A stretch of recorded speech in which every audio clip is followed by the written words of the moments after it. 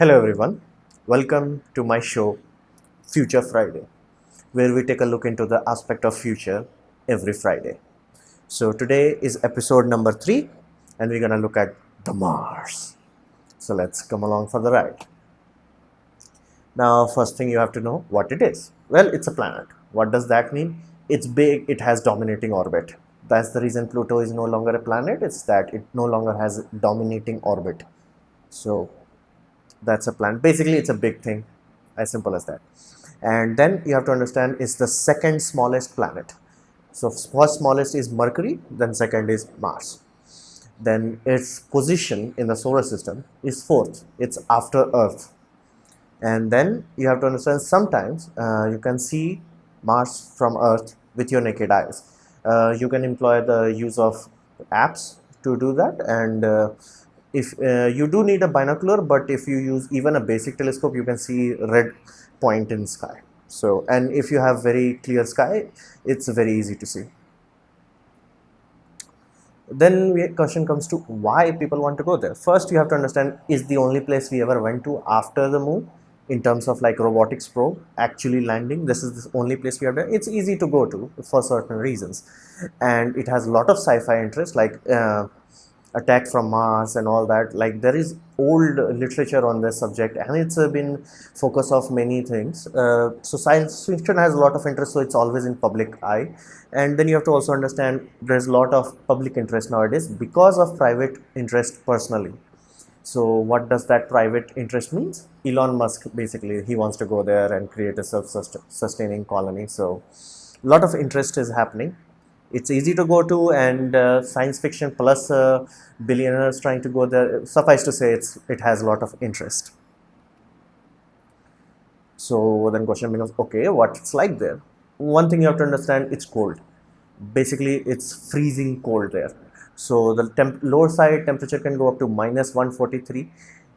Basically, you really don't want to be outside, and the hottest it ever reaches 35 degrees Celsius. Now it might seem hot enough, but here's that's rarely reached, and it's summer at equator rarely reach that temperature, and Earth's temperature can reach as high as 60 degrees Celsius. So suffice to say, it even at the hottest point it does not reach hottest point on Earth. So, and second part you have to understand is dust storm.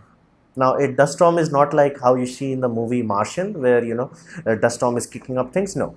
However, it makes solar panel use 100% pointless. Like dust storm can block your solar panel for a few days, weeks, and if there is a global storm, like whole planet can be covered in dust storm, where even for a month you will literally not see anything. So, and then it comes to the very dangerous part about Mars. It has 38% Earth surface gravity. So if you stand on surface of Mars, you're gonna feel 38% of your total weight. Let's say your weight is 100 kilo, you're gonna weigh 38 kilo on Mars. And one thing is quite unique about that, it has almost same day and night cycle, almost 24-hour-ish sort of day and night cycle. And the atmosphere, well, it does not have it. Like the atmosphere it has is 0.6% of Earth, and it's mostly consists of carbon dioxide. So quite useless and negligible atmosphere. So let's look into the good part about it. First good part about it is that it's technically possible. We can go there with today's technology, and BFR is under construction. Once it's done, it will actually allow us to go to Mars.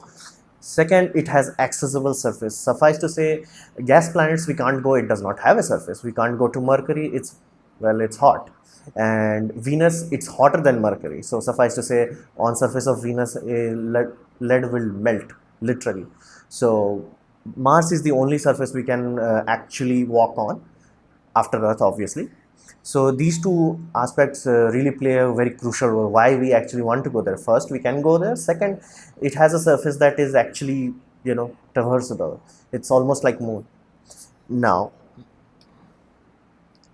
the bad. So what are the bad aspect of it? First, it has low gravity.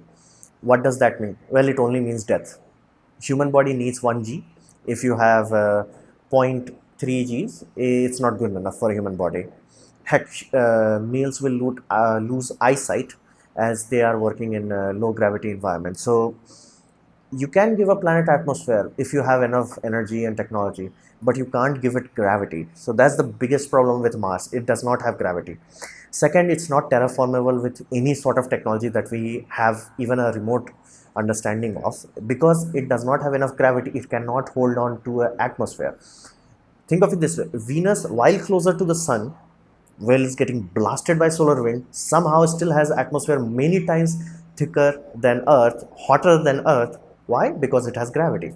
Mars, while being further away, while being, as solar wind spreads out, it's receiving much less solar wind what compared to Venus. It's still very, very thin atmosphere. Why? It simply does not have gravity. So even if you magically give it atmosphere, it will not hold on to it. It's like you give it atmosphere, let's say in 100 years, you just, teleporting atmosphere there, or dumping a lot of cargo ship with worth of atmosphere is simply going to evaporate away over time. Even if you give it a magnetic shield, all it will do is slow it down. So it's unterraformable. Now, one thing you have to understand: Mars would be horrifyingly deadly to any human because of this low gravity. The thing people don't understand is spacesuits are very energy intensive devices. To wear them, to move even your arm like this, it takes a lot of energy. Why?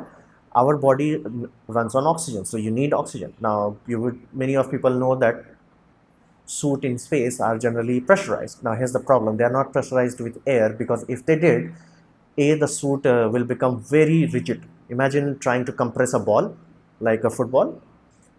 So once you're trying to compress a football, you do realize it's resisting it. Now imagine you are inside that football, trying to move your arms and legs about. So it's gonna be very, very tax consuming. Like, you don't, like in sci-fi movie, they show that you're wearing spacesuit and walking around, but in real life you will be exhausted by it. And there is no other space technology that is ready for actual use. Like in future we might have Iron Man like suit, but right now we don't have anything.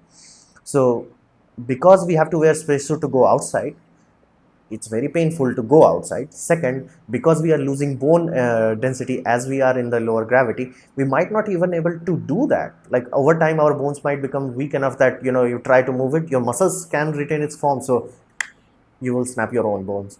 So that part, like, everybody is like ignoring, like how the heck you gonna wear spacesuit in Martian gravity. Now it's not an issue if you are doing that for 2-3 days, like that's easy, but over time your bones will erode and then it becomes dangerous. And then the question becomes, after spending billions of dollars, trillions of hours of man hour, what did you got? You got a planet that is literal hell, cold hell. So at that point, space station becomes a much better investment. And I don't mean space station in terms of something that is orbiting for research. I'm talking living space. The good example is the movie Elysium. That's much easy to build. Of course, they went with more visual appealing, but it's doable. It can be done, and you will have gravity, so no side effect. You can put it anywhere you want. You can radiation shield it by water, using water to cover it. So all things considered, a space habitat is much better investment of time if you actually want to give humans another backup place, so to say. A planet like Mars does not give you any benefit in the long run. So there are, suffice to say, there are quite bad things about Mars that everybody is ignoring. So suffice to say, please be mindful of these things. So that was my presentation. Thank you for watching. I hope you liked it. If you liked it, please like. If you didn't like it, dislike. Leave a comment. And if you're free, subscribe and press the bell icon. Thanks for watching.